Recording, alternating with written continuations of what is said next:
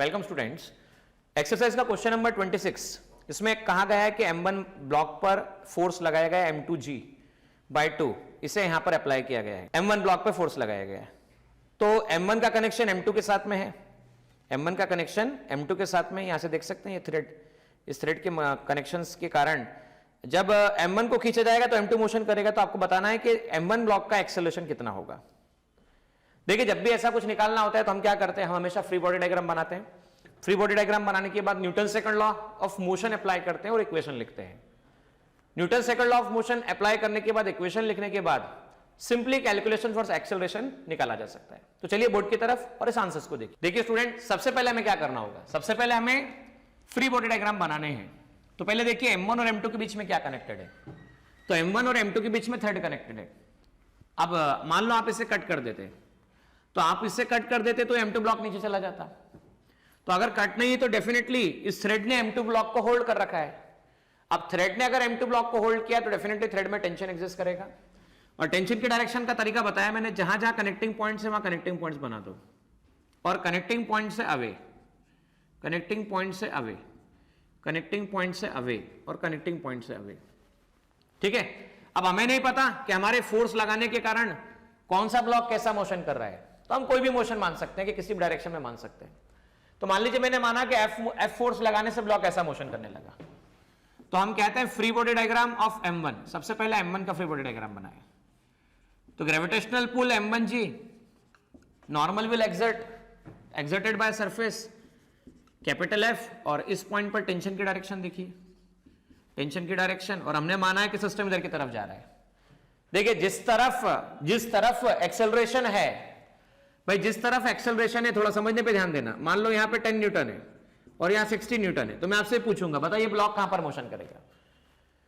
तो डेफिनेटली आप बताएंगे ब्लॉक इस तरफ मोशन करेगा। तो बताइए लेफ्ट साइड में एक्सेलरेशन है, लेफ्ट साइड में एक्सेलरेशन है, बराबर है ना स्टूडेंट्स। तो लेफ्ट डायरेक्शन का फोर्स बड़ा है, तो कौन सा फोर्स इसको चलाने का काम कर रहा है, तो 60 न्यूटन चलाने का काम कर रहा है। और कौन उससे अपोजिट लग रहा है, तो 60 न्यूटन से अपोजिट, आप चेक करना, 60 न्यूटन से अपोजिट कौन सा फोर्स है, तो आप जवाब देंगे 10 न्यूटन है। भाई 60 से अपोजिट 10 है, तो 60 अगर चलाने वाला है तो 10 क्या हो गया, अपोजिट मतलब रोकने वाला। हम ये कह सकते हैं 60 बड़ा है 10 छोटा है, तो लार्जर माइनस स्मॉलर, बड़ा वाला माइनस छोटा वाला, या चलाने वाला माइनस रोकने वाला। तो हम कहेंगे न्यूटन सेकंड लॉ के हिसाब से delta F equal to mass into acceleration बराबर बड़ा वाला माइनस छोटा वाला। तो बड़ा वाला फोर्स है F, छोटा वाला हमने माना है T, ये आगे आपके पास में M1 है। पहला इक्वेशन आपके पास में ये बनता है, बराबर है। अब देखिए थ्रेड यहां से यहां तक, अगर जितना ये जाएगा उतना ही ऊपर आएगा। अगर ये 1 सेंटीमीटर जाएगा तो 1 सेंटीमीटर ऊपर आएगा। तो जितना डिस्प्लेसमेंट इसका उतना डिस्प्लेसमेंट इसका। अच्छा, डिस्प्लेसमेंट सेम, अगर डिस्प्लेसमेंट सेम तो rate of change of displacement is called, तो rate of change of displacement is called velocity. मतलब इसकी वेलोसिटी और इसकी वेलोसिटी सेम, इसका एक्सेलरेशन और इसका एक्सेलरेशन सेम। ठीक है।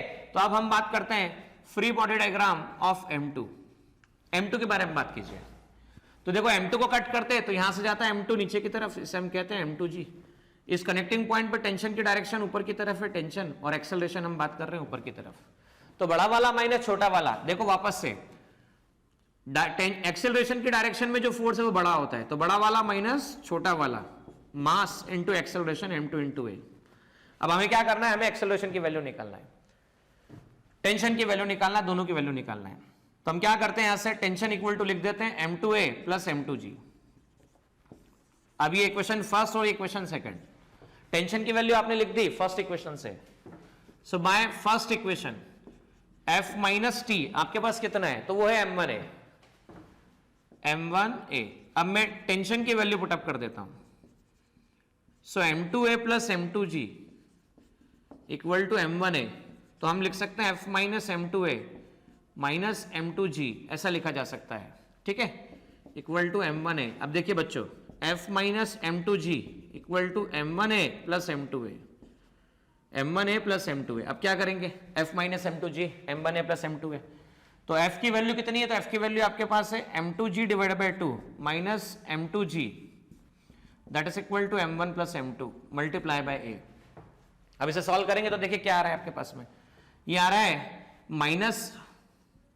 m2g divide bye 2 m1 plus m2 multiply by a। यहां नोटिसेबल पॉइंट ऐसा है कि यहां पर वैल्यू नेगेटिव आ रही है। अच्छा, वैल्यू नेगेटिव आ रही है, इसका मतलब जो डायरेक्शन हमने माना है उससे अपोजिट डायरेक्शन में ब्लॉक मूव कर रहा है। तो पहले लिख लेते हैं a equal to minus m2g divide by twice m1 plus m2।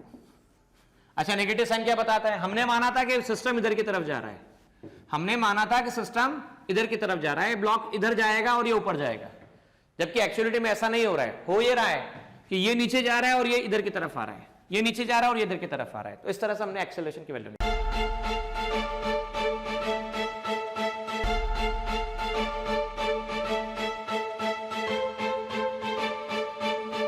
Purohit academy, main branch Prabhat Chowk, MJ college road, Lokmanya हॉस्पिटलच्या बाजूला, जळगाव आणि पांडे क्लासेस जवळ, बंधन बँके शेजारी, ट्रॅफिक गार्डनच्या समोर, जळगाव।